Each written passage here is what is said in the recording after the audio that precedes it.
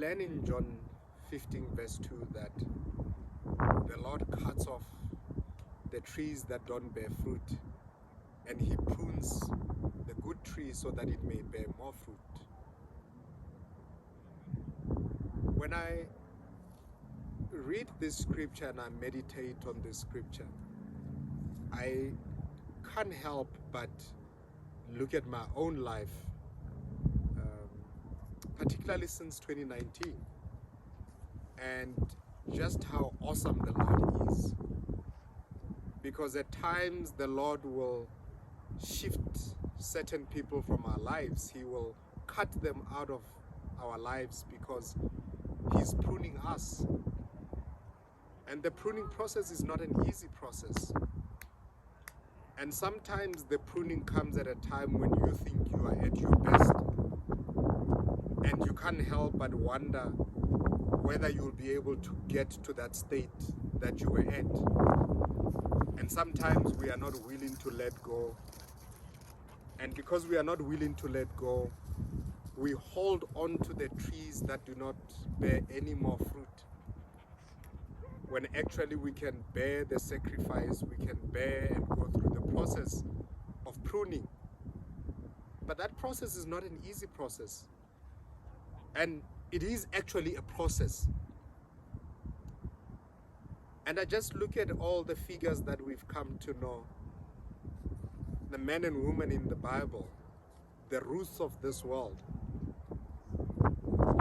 who had to go through a process of pruning themselves.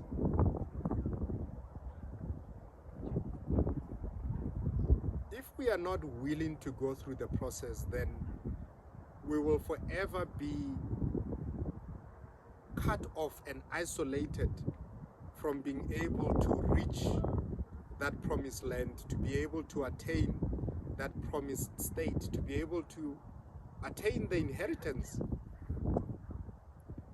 So I pray today that we may be a people who are comfortable, and our comfortability must be in the trust in the Lord, that our faith and trust is in the Lord, that we know that He has only good plans for us. So today, as we meditate on John 15 verse 2, let us have that recognition that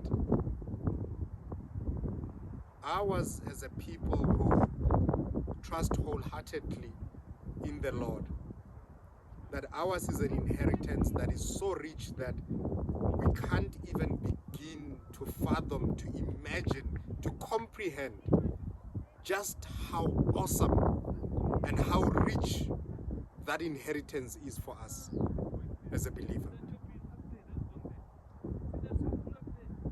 So I want to encourage you today that you have the confidence and the trust and the faith to go through the process. I was reflecting actually this week, and I was reflecting on how I don't have many friends anymore.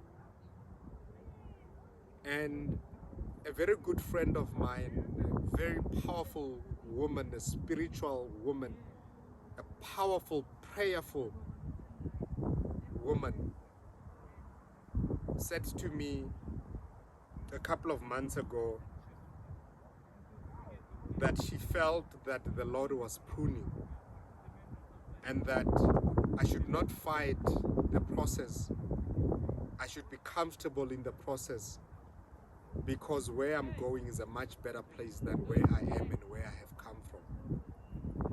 And I want to today encourage you, and to encourage you in the word, that when you lose certain people, when you lose certain things, be comfortable in knowing that the one who has his hand upon you will be lamp to your feet and light to your path. And I'm also comforted that when Job lost his riches, when he lost his riches, I'm comforted.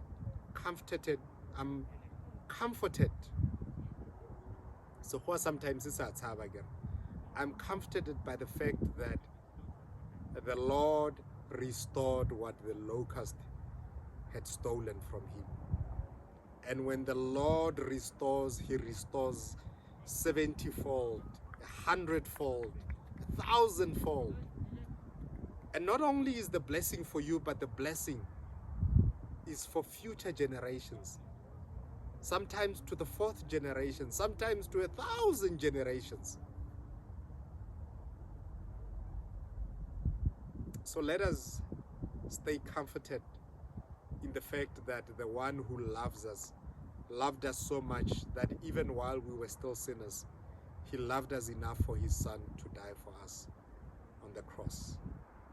My name is Pastor Sylvester Mashilo of Redemption Ministry of Christ. There is no redemption without Christ, and there is no Christ without redemption. Thank you.